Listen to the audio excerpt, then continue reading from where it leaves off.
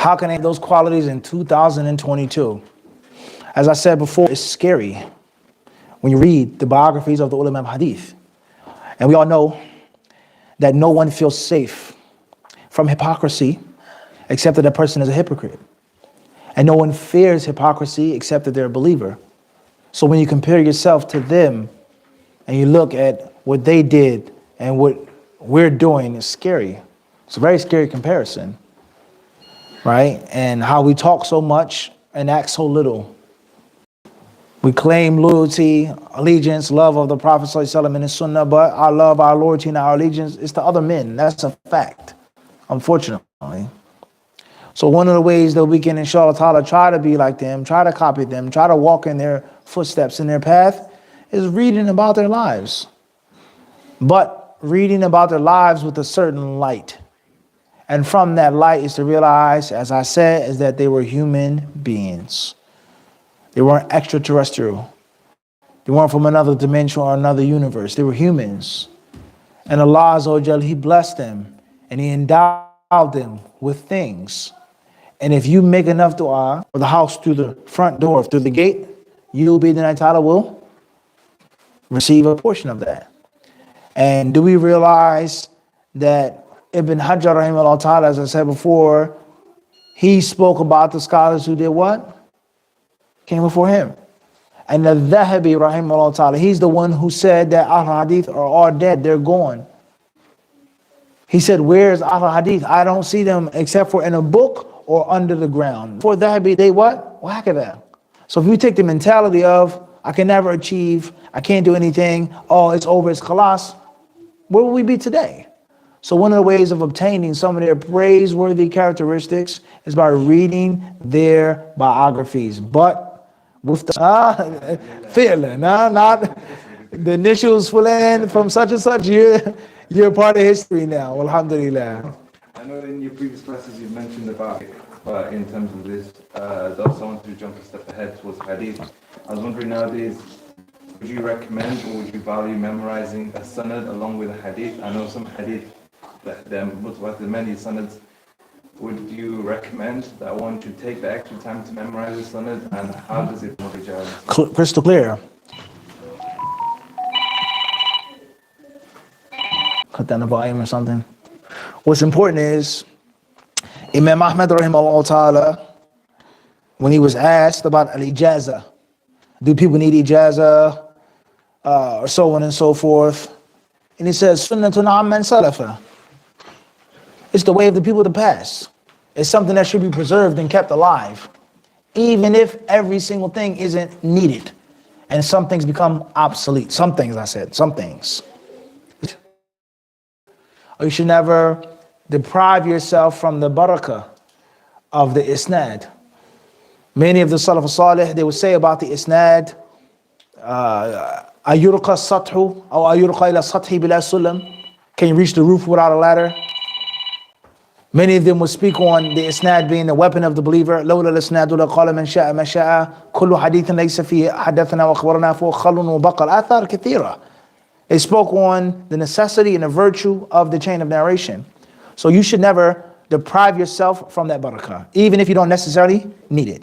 That's the first part of the answer. Secondly is, of course, there are compilations of those books. And someone says, well, Fulan's memorized Kutub al-Sitta, and he's memorized this hadith and this hadith book and this hadith book. So you may have one hadith which is mentioned 20 times in Bukhari alone. You have hadith mentioned in all 6 books, Muwatta, Musnad, etc., etc., etc. And every hadith may have a different narrator, a different version, a different wording. Do you need that? Is that feasible? Or is it best for you to just memorize the compilation of it, the Bulugh al-Maram, mathalan, in which this is the general wording, وَاللَّفْظُ لَهُ وَاللَّفْظُ كَذَا, and then you keep moving, saving you time, energy, and effort, and allowing you to get the most important thing, which is the matan, and a summary of the hal of the hadith and of its asanid. You understand? So it depends on exactly what it is, how much time you have, how much energy you have, but at the end of the day, even if it's just one book, for sure, memorize the isnad if you can. Or even if it's just one hadith a day, or a week, or a month, or if you quote it from time to time, so on and so forth. But you have to look at what's practical for your time and your ability. Understand? Wallahu alam.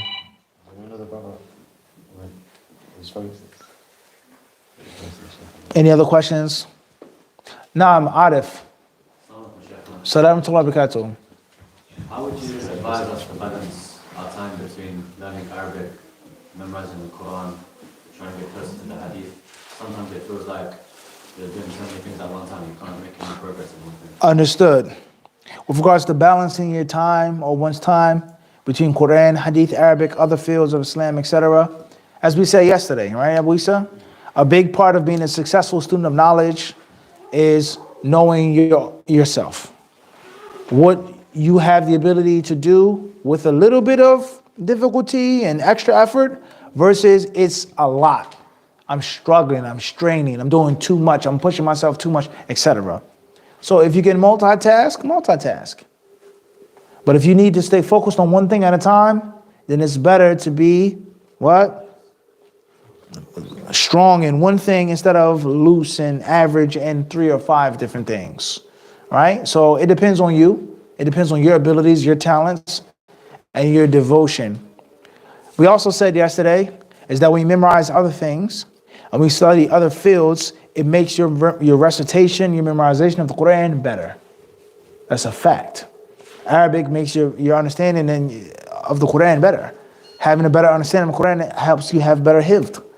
The tafsir helps you have a better what? A better hifd. That's a fact. So there are things that support the memorization of the Quran, but it all depends on ratio, percentage. Don't do too much. You can do it, but only 10%, not 30%, let alone 50, let alone 70-30. So you can manage things. Oftentimes you can do more than one thing, and you can do it well based off of the proper blend. 10% this, 60% that, such and such percent, etc. If you can't do that, if you can't balance, stick to one thing. And it allows no doubt. If you devoted 2 years, nothing else, with just memorization of the Quran, 3 years, 5 years, and you memorize the whole Quran, that's a major accomplishment. And the asl, the foundation of all knowledge and science is the Quran, including Hadith, as we've just proven that to you. So that's what I would say, but it depends on the person specifically. Wallahu alam. Naam akhi. Yes, sir. What aspects of the knowledge of Hadith do you think are most greatly diminishing and are being lost today? What aspects of Hadith are being lost the most? For real, as a whole. The Hadith culture. Okay? So it's very unfortunate. But if I had to pick one aspect as a whole, it's a difficult question, wallahi, but I would say is the proper understanding of those hadiths from those who claim to have them. The proper fiqh of the hadith from those who claim to be Ahl al-Hadith, Ashab al-Hadith. Not the ignorant secular people, the progressive, none of that nonsense, who just make up their own interpretation. It means, forget that. That's a problem in itself, but we're talking about those who claim hadith and they implement things, they call people to things, they force things upon people and which they themselves misunderstand and misrepresent. That is one of the biggest dangers. And I would say the proper fiqh of the sunnah, the proper fiqh of the hadith is no doubt one of the most dying arts and one of the most dangerous things that we live and suffer from and face today. Wallahu alam. Khair inshallah. Naam akhi. What's your name? Shakir. Shakir. Hayakallah. So following on from the question that the brother asked in relation to memorization, and what distinguishes a lot of these hadith scholars is the depth of the memorization, how much they memorized. So what would you advise in terms of the technique of memorization? How should a person go about memorizing repetitions, that type of thing? How frequently? Understood. Jazakallah khairan. Well, obviously, memorization is of 2 types, right? Is that what you're born with? And that what you learn. So therefore, with regards to memorizing anything, You need to learn how to tap into. You need to learn how to exploit the crude oil. Not the oil that's refined petroleum, no, the crude oil. You need to learn how to dig and discover it. Your natural ability to memorize. And most of us, we, no doubt, we blunt our natural talent through phones. What's your number? Where's the address? How far are you away? What's the GPS? It's not the case? Let me write it down. Is this not the case? You leave your phone. Oh man, you get scared and terrified. You can't remember this. You can't find this. That's a fact.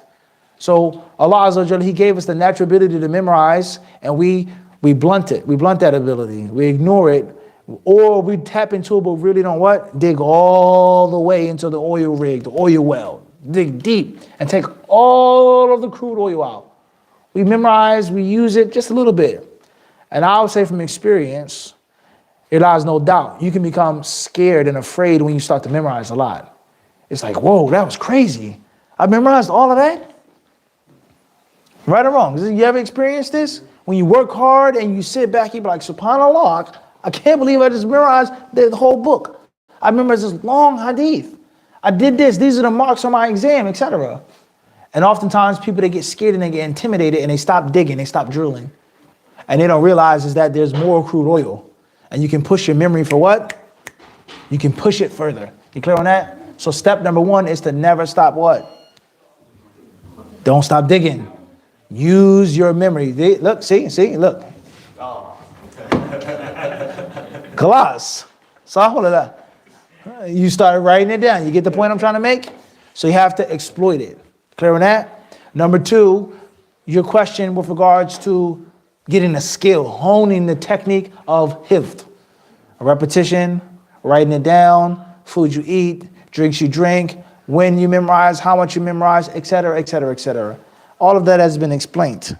And I would advise you obviously to go back to our explanation of the book, Ya Talib al-Ilm, O Student of Knowledge. And the three main points of the author of that book with regards to memorizing, reading, and understanding. And in many other times which you've explained the techniques of hifd. Wallahu alam. But the first part that I gave you, the philosophy of hifd, no doubt about it, is one could argue, one could say that's more important than the practical techniques of memorization. And that's the mindset. People being scared and afraid to use what Allah gave them. Especially a young man such as yourself. Wallahu alam. Khairan inshallah. Naam. Safe. Salaam wa barakatuh. I know this is kind of a general question, but how does somebody start learning? How do you start learning? Empty your cup. Realize that you need to learn. Realize that there's knowledge out there and I don't have that knowledge. Humble yourself for that knowledge.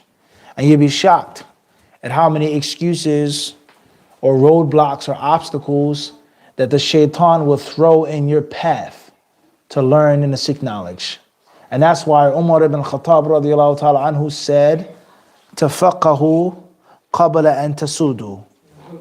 He says, seek knowledge of the religion before you become a leader. Learn before you become the head of someone or some group or something. And the ulama of Islam, they explain this and they interpret this to mean is that when a person becomes a leader, it's hard to empty their cup and to humble themselves. And it's hard for the teacher to correct the leader. Just imagine the leader sitting in front of you as your student. I have a brother that I'm trying to teach. He's my friend. I can't really whack you with the stick like that because I don't want to hurt your feelings. Or I can't really tell you how terrible you are because methalan. You understand? Versus the teacher actually telling the student, La, akhtata. You're terrible. You're the worst disciple I've ever had. You get what I'm saying? What have I done to deserve you? Methalan. You're not going to say that to someone who's your what? Who's your leader? And that's why many of the Salaf, they would say, Man istakhafa bil ulama'i dhahaba dinuhu.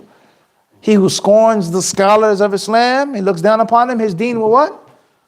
Will go away. وَمَنْ اسْتَخَفَّ بِالسُّلْطَانِ ذَهَبَ الدُّنْيَا. And he who scorns and looks down upon the leader, that there goes his what? his worldly life. You disrespect the leader, khalas, game over. So the leader, whether he likes it or not, he has to have an aura of being a leader. And that will prevent you from actually learning and humbling yourself. And it will also prevent the teacher from teaching. I remember a brief story once. I was in Saudi Arabia. Some years ago, I was in the College of Hadith. And in the summertime, there was an opportunity to make some money. Allah knows we needed that money to have bread and water, nothing luxurious. So there was a job opportunity to teach English in Jeddah. So the brothers, they told me about it, blah, blah, blah, blah. I went to Jeddah for a couple of weeks in the summertime. So as I was teaching in the school, it was a children's school. One morning, the children, they were lining up. We're getting ready to give them a little talk to start the classes. And there was one little boy that was very rambunctious. And he was a little out of control. So I wasn't mean or harsh, but I said to him like, hey, you know, come on. Your parents send you here, they're paying you, you get in line, be quiet, stop hitting this, the person stops throwing this, it's time to study. So an older Egyptian brother, he pulled me to the side. He said, Sheikh Muhammad, he said, don't ever do what you just did. I said, what did I do? What I did? He says, don't do that again. I said, what? He said, do you know who that is? I said, it's a student. He says, this is such and such prince of the royal family. I said, oh, okay, I get it. Understand the moral of the story? So the teachers around that prince, can they really teach him?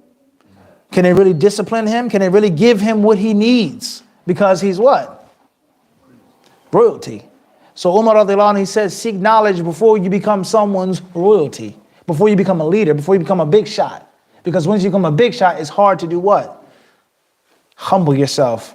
And it's embarrassing not to know. The people want to say, wow, he didn't even know that. He can't even recite the Fatiha. And he's the leader. He can't even read the Quran and ayat. And he's Sheikh Fulan. Sab is difficult. So that's how you become a learner, is realizing that you have to learn.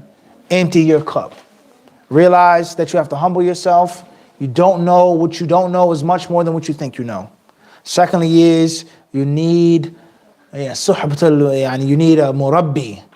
More than a teacher, you need a cultivator. Someone you can look up to, someone that can take you by your hand, someone that can be warm and kind to you and show you the way. If that murabbi is also a muallim, a teacher, then Allah is giving you much. So emptying your cup, realizing your ignorance, realizing the need to learn, getting someone to show you and to steer you in the right direction. Once you get those two things, bid'nillahi ta'ala, you're on the right track. How old are you, Saif? 19. And realize is that age and youth is more valuable and more precious than the most flawless, immaculate diamond. Nothing is more valuable than being young. If I could be 19 again, Allah knows. If it was sold, wallah, if I could go back and avoid some of the mistakes that I made and errors and the patience that I didn't have, etc., I would. But you can't. Wallahu alam. Last question or? Tfaddal. Go ahead. It's not, if it's a time issue, then fine. If it's not time, it doesn't matter. Right, but we can take last question. Bismillah. It may be a silly question, but I'll put. No silly questions. Inshallah. Would you say, is there a point where you say Talib al-Ilm should now look towards seeking ilm abroad? The reason I ask you is two reasons. One is going to universities abroad. It's not like you're going to a primary school. There's like a degree of day after, and also at the same time, many ustads tend to bring up the story of Imam Bukhari about being a sponge and soaking up all the knowledge in your land first and then going abroad, etc. Well, we're going to speak on this, inshallah, at SAWS, inshallah, School of Oriental and African Studies, correct? In London, the 4th and the 5th, bid'nillahi ta'ala. Well, that's our Saturday and Sunday. We're going to be explaining and making commentary on Rihla fi Talab al-Hadith. We're going to talk about this. Should you travel to seek hadith, or should you stay where you are, then travel? And to be honest with you, it's a yes and a no answer. And many people, they have mafahim khati'ah fi hadhihi al-mas'ala. They have misunderstandings. So one brother, he'll tell you, don't go to Medina, even though you're accepted, because you haven't benefited from the scholars in your locale. If you were a real student of knowledge, you would have learned from him, you would have got ijazah from him, you would have benefited from him. So why go to Medina? Don't go to Medina. You're going against the way of the Salaf al-Salih by doing that.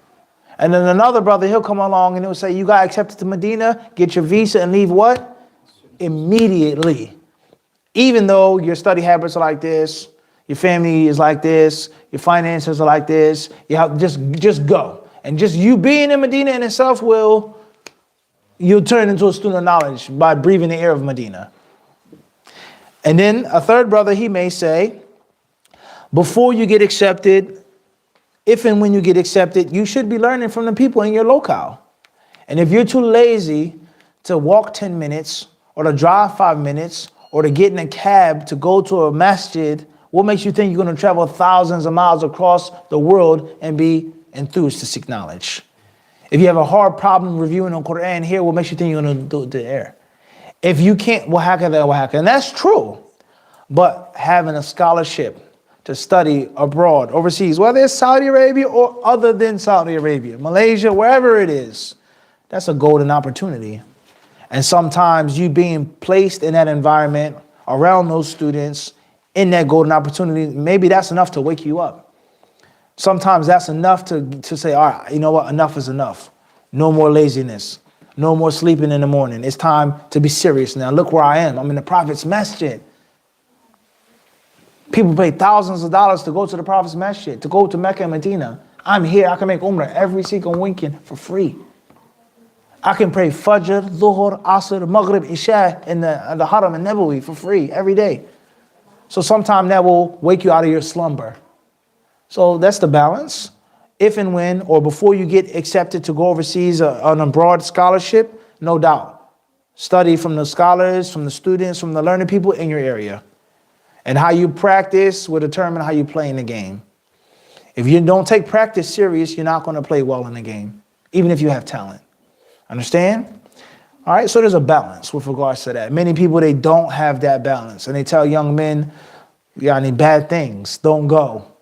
Or just go and don't have no study habits here.